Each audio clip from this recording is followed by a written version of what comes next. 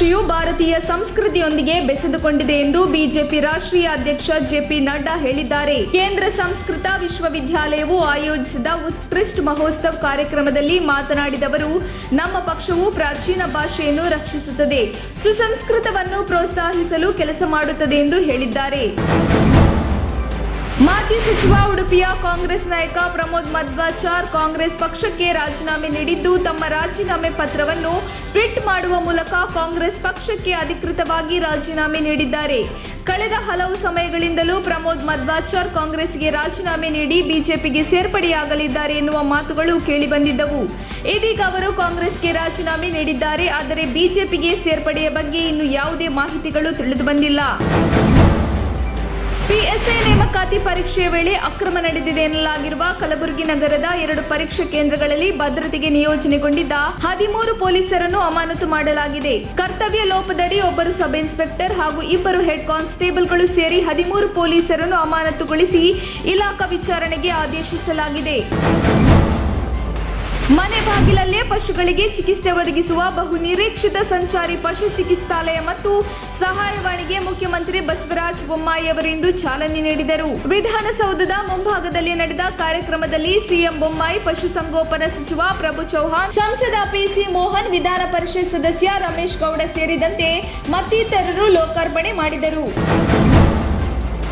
PSI ನೇಮಕಾತಿಯಲ್ಲಿನ ಅಕ್ರಮ ಪ್ರಕರಣದಲ್ಲಿ ಭಾಗಿಯಾದವರ ಹೆಸರುಗಳನ್ನು ಸಿಎಂ ಬಸವರಾಜ ಬೊಮ್ಮಾಯಿ ಅವರೇ ಬಹಿರಂಗಪಡಿಸಬೇಕು ಎಂದು ಕೆಪಿಸಿಸಿ ಅಧ್ಯಕ್ಷ ಡಿಕೆ ಶಿವಕುಮಾರ್ ಹೇಳಿದರು. ಧಾರವಾಡದಲ್ಲಿ ಈ ಬಗ್ಗೆ ಮಾತನಾಡಿದ ಅವರು, ಈ ಪ್ರಕರಣದಲ್ಲಿ ಹಿರಿಯ ಅಧಿಕಾರಿಗಳು ಕೂಡ ಶಾಮೀಲಾಗಿದ್ದು, ಹೀಗಾಗಿ ಗೃಹ ಸಚಿವರು ತನಿಖೆ ಮಾಡುವವರನ್ನು ಮುಕ್ತವಾಗಿ ಬಿಡಬೇಕು. ಯಾಕೆಂದ್ರೆ ಗೃಹ ಸಚಿವರೇ ಅಪರಾಧಿಯಾಗಿದ್ದು, ಇದರಲ್ಲಿನ ಎಲ್ಲಾ ಕಳ್ಳರ ರಕ್ಷಣೆಯನ್ನು ಇವರೇ ಮಾಡುತ್ತಿದ್ದಾರೆ. ಈ ವಿಷಯದಲ್ಲಿ ಸಿಎಂ ಪಾರದರ್ಶಕತೆ ಉಳಿದುಕೊಳ್ಳಬೇಕಿದೆ ಎಂದು ಒತ್ತಾಯಿಸಿದರು. ಮಗನಿಗೆ ಈಜು ಕಲಿಸಲೆಂದು ಕೆರೆಗೆ ಇಳಿದ ತಂದೆ ಮಗನ ಎದುರೇ ನೀರು ಪಾಲಾಗಿರುವ ಘಟನೆ ರಾಯಚೂರು ಜಿಲ್ಲೆ ಸಿರವಾರ ತಾಲೂಕಿನ ಅತ್ತನೂರು ಕ್ಯಾಂಪ್ ಬಳಿ ನಡೆದಿದೆ. 38 ವರ್ಷದ ಕೆ ಲಿಂಗಣ್ಣ ಮೃತ ವ್ಯಕ್ತಿ. ಮಗನಿಗೆ ಈಜಲು ಬರಲಿಲ್ಲವೆಂದು ಈಜು ಕಲಿಸಿಕೊಟ್ಟಿದ್ದಾರೆ. ಆ ಬಳಿಕ ಕೆಲ ಹೊತ್ತಲ್ಲಿ ಮಗನನ್ನು ಕೆರೆದಂಡೆಯ ಮೇಲೆ ಕೂರಿಸಿ ತಾವೊಬ್ಬರೇ ಕೆರೆಗೆ ಧುಮುಕಿದ್ದಾರೆ. ಈ ವೇಳೆ ಅವಘಡ ಸಂಭವಿಸಿದ್ದು, ನೀರಿನಲ್ಲಿ ಮುಳುಗಿ ಲಿಂಗಣ್ಣ ಮೃತಪಟ್ಟಿದ್ದಾರೆ ಎನ್ನಲಾಗಿದೆ. ಮದುವೆ ಸಮಾರಂಭದಲ್ಲಿ ಊಟ ಮಾಡಿದ 85ಕ್ಕೂ ಅಧಿಕ ಜನ ಅಸ್ವಸ್ಥಗೊಂಡು ಆಸ್ಪತ್ರೆ ಸೇರಿದ ಘಟನೆ ಶಿವಮೊಗ್ಗ ಜಿಲ್ಲೆಯ ಗೆಜ್ಜೇನಹಳ್ಳಿಯಲ್ಲಿ ನಡೆದಿದೆ. ಶಿವಮೊಗ್ಗದ ಗೆಜ್ಜೇನಹಳ್ಳಿಯ ಸಮುದಾಯ ಭವನದಲ್ಲಿ ನಿನ್ನೆ ಮದುವೆ ಸಮಾರಂಭದಲ್ಲಿ ಊಟ ಮಾಡಿದ ಬಳಿಕ ವಾಂತಿ ಭೇದಿ ಕಾಣಿಸಿಕೊಂಡಿದ್ದು, ಇನ್ನು ಕೆಲವರಲ್ಲಿ ಜ್ವರ ಕಾಣಿಸಿಕೊಂಡಿದೆ. ಸದ್ಯ ಮೆಗ್ಗಾನ್ ಆಸ್ಪತ್ರೆಯಲ್ಲಿ ಅಸ್ವಸ್ಥರು ಚಿಕಿತ್ಸೆ ಪಡೆಯುತ್ತಿದ್ದಾರೆ ಎಂದು ತಿಳಿದು ಬಂದಿದೆ. ಮುಖ್ಯಮಂತ್ರಿ ಸ್ಥಾನಕ್ಕೆ ಆಸೆಪಟ್ಟು ಕುರ್ಚಿಯ ಹಿಂದೆ ಬಿದ್ದಿಲ್ಲ. 9 ಬಾರಿ ಚುನಾವಣೆಯಲ್ಲಿ ಗೆದ್ದಿದ್ದು, ಮುಖ್ಯಮಂತ್ರಿ ಸ್ಥಾನ ಒಲಿದು ಬಂದರೆ ಸ್ವೀಕರಿಸುತ್ತೇನೆ ಎಂದು ಸಚಿವ ಉಮೇಶ್ ಕತ್ತಿ ಹೇಳಿದರು. ಉಡುಪಿಯಲ್ಲಿ ಮಾಧ್ಯಮಗಳ ಜೊತೆಗೆ ಮಾತನಾಡಿದವರು, ನನಗೆ ಸದ್ಯ 61 ವರ್ಷ ವಯಸ್ಸು ತುಂಬಿದ್ದು, 75 ವರ್ಷವಾಗುವವರೆಗೂ ಯುವಕನಾಗಿ ಇರುತ್ತೇನೆ. ರಾಜ್ಯದ ಜನರ ಆಶೀರ್ವಾದ ಹಾಗೂ ದೇವರ ದಯೆ ಇದ್ದರೆ ಮುಂದೆ ಖಂಡಿತವಾಗಿ ಮುಖ್ಯಮಂತ್ರಿ ಆಗುತ್ತೇನೆ. ಈಗಲೇ ಸಿಎಂ ಆಗಬೇಕು ಎಂಬ ತುರ್ತು ಇಲ್ಲ ಎಂದರು.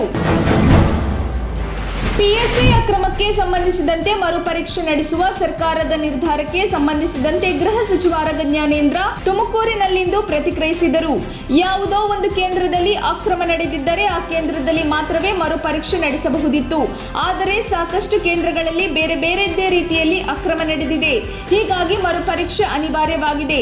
ಈಗಾಗಲೇ ಪರೀಕ್ಷೆ ಬರೆದು ಆಯ್ಕೆಯಾಗಿದ್ದವರು ಆತ್ಮವಿಶ್ವಾಸದಿಂದ ಪರೀಕ್ಷೆ ಬರೆಯಿರಿ. ಮುಂದಿನ ಪರೀಕ್ಷೆಯಲ್ಲಿ ಅಭ್ಯರ್ಥಿ ವಯಸ್ಸಿಗೆ ಯಾವುದೇ ತೊಂದರೆ ಆಗಲ್ಲ ಎಂದು ಅವರು ಹೇಳಿದರು.